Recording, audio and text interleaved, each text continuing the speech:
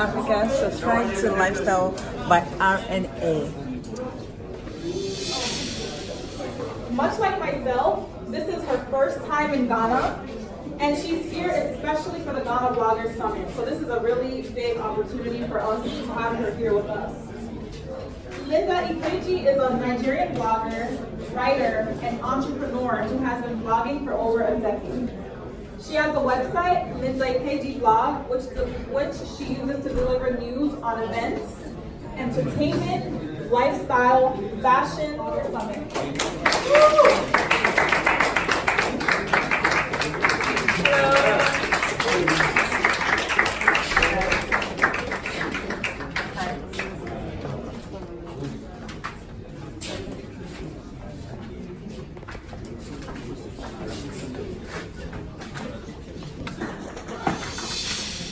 Oh wow! Hello everyone.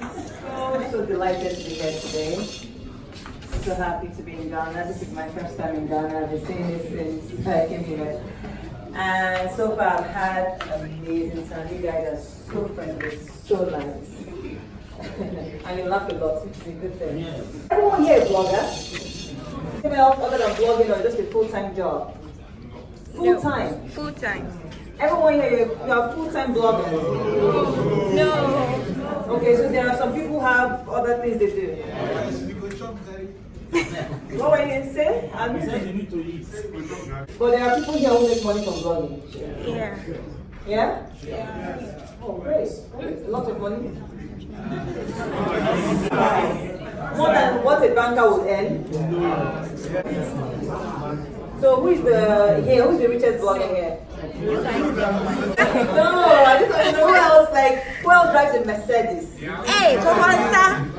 After that, Baba. These ones? Yeah. Really nice to hear. So basically, I said this is the first bloggers summit that I've ever attended.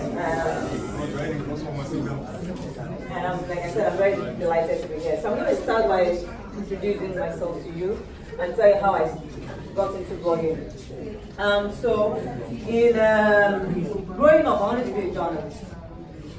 So I would say that passion definitely pushed me into blogging. How many of you are passionate about blogging? Like, are you blogging because you're passionate about it, or because you've seen people make money and you think, I can get a free platform on Instagram or on www and start writing about people and make Google AdSense money and make direct ads? Is there anyone who is moved by passion to be a blogger, or just, are you passionate about it? Like, you're very passionate. What are you passionate about? Like, what is it about it that you're passionate about? They didn't give it, and so I studied English, and then I forgot the dream of being a journalist.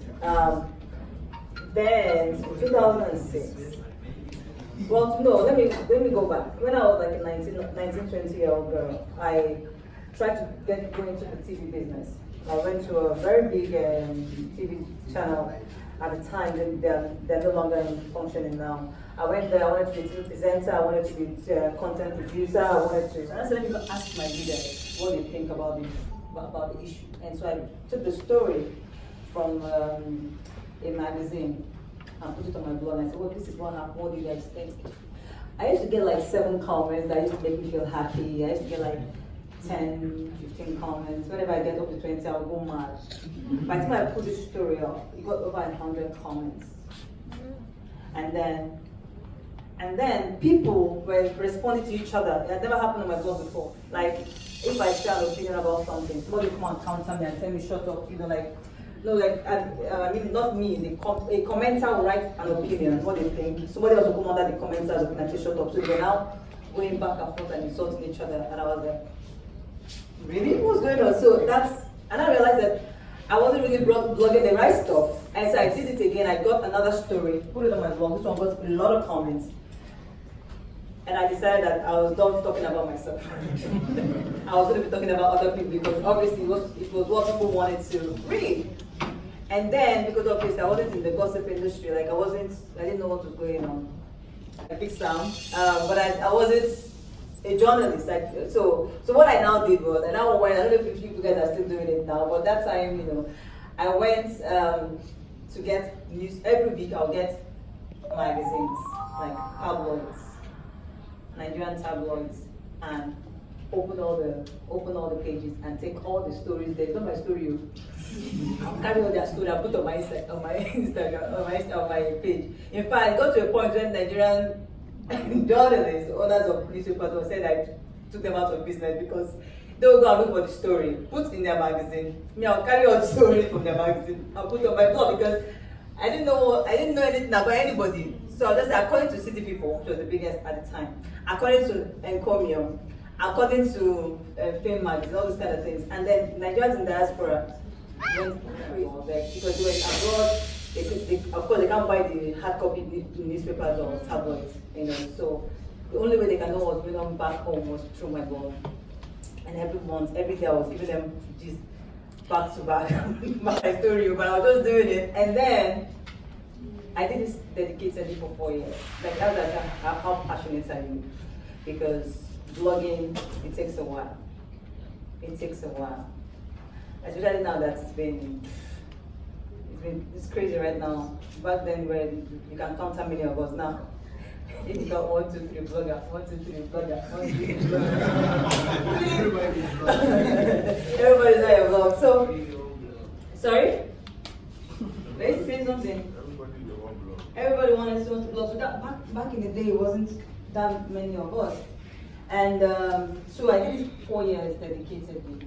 4 years, I wake up early, blog, sleep late, keep blogging until people wake up. And then from going to taking my stories from these magazines, people started sending me stories. So I started getting some exclusives. I went from probably 3,000 viewers, readers to 100,000. I'm telling you, like everybody just came on my blog because I was doing something that nobody else was really doing. And after 4 years, which was in 2010, I got a call from a company that said, Linda, obviously the people were watching because you build the eyeballs over time. You build it over time. So I went from 0 people to 2010, there were about 300,000. So when I got to 300,000, I got a call from a company saying that I would like to pay you money to put our stuff on your blog, and I thought it was ridiculous. I was like, hey, no, I have a business. I said, no, I have a business.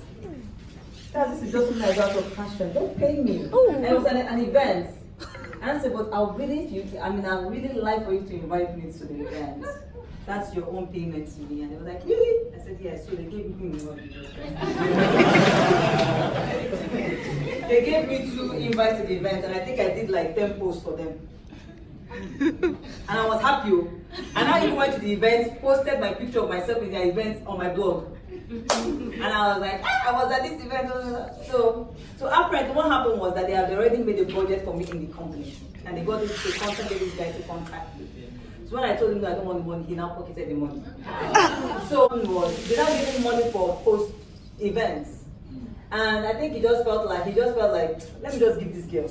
Even though she doesn't have sense, yes, so she can make money from this. Let me just give her. So he now insisted that I collect the money. He insisted. I said, really? Are you sure you want to give me the money? Just take it. Like, was that doing me a favor? And so he gave me 100 grand naira. I don't know how much that is in. Is that a big deal here? What are you talking about? It's a big deal now. But back there, I wanted to go mad. I was like, what? 100K? Just because after he gave me invitation, I gave me, So, after that helped me because I started posting them. And then other people didn't offer to advertise through me. Now saw this company that they were like, oh, wait a minute.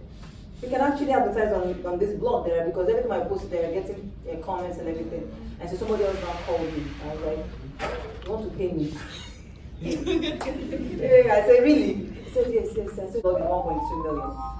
The first banner I put on my blog, she gave me 60K for 1 year. That means she paid me 5,000 naira a month. And I was happy. I was like, what? You want to give me 60K? She paid me 60K and she's been for now a month is 1.2 million naira. I don't know how much that is here. But back then, I'm talking about 9 years ago, I collected 60K for 1 year, and so she paid me 5,000 naira per month, and I was very happy to get it. And so from there, so one guy came to my house, my office, then me, and he said, "Do you know Belanaja has and Sahara Reporters, they have batteries." I was like, "What is that?" And after that, I was like, "Really?" People are basically how after 4 years, I started making money from the blog. And so people write to me that I can buy a house now. From when I was making from blogging, so I bought a house. I bought a house in one of the choicest areas in Lagos. And then when the news came online, half the people that heard it didn't believe it. They said it's not possible. In fact, I remember, and I quote, one guy said, "If anybody believes that the Ikeji buy 500 million naira house," I don't know how much that is here. 500 million naira house. $2.5 million. Yeah, at the time. If anybody believes that in the Ikeji bought that kind of house, that amount of house, then you need to go back and get educated. That's how impossible they thought it was, because I was a blogger. So they saw me as an ordinary blogger, but they weren't looking at the business side of blogging. They didn't look at all the, like if I put 100 posts, 20 are paid for. So people didn't believe it. So immediately it dawned on them that it was actually a fact, because I now came out and I said, "Yes, I bought a house." As a blogger, I was just about people, it's not important. Then I saw the house I bought. They were like, "Does she pay tax?" Like I said, 1, 2, 3 blogger, 1, 2, 3 blogger. Like everybody was now creating their own platform. Now with the advent of Instagram, it was that easier to be an Instagram blogger. I don't know if there are people here who are Instagram bloggers. Bloggers? Eh? Ghana coffee. So people just use their pages to write about anything and hope that they make money. But www is the better. It's your own space, you can control it. Instagram can take you down. Somebody can go and report you. And then you can make extra money, you can make money from AdSense. I heard that people from Google have already spoken to you on how you can make money. Yeah. But that's my own journey, that's basically, but I still own my blog. Those days, all the money used to come to me. but now, all these bloggers, they just come out and disturb somebody's business, like all the ones on Instagram. And then there are not influencers.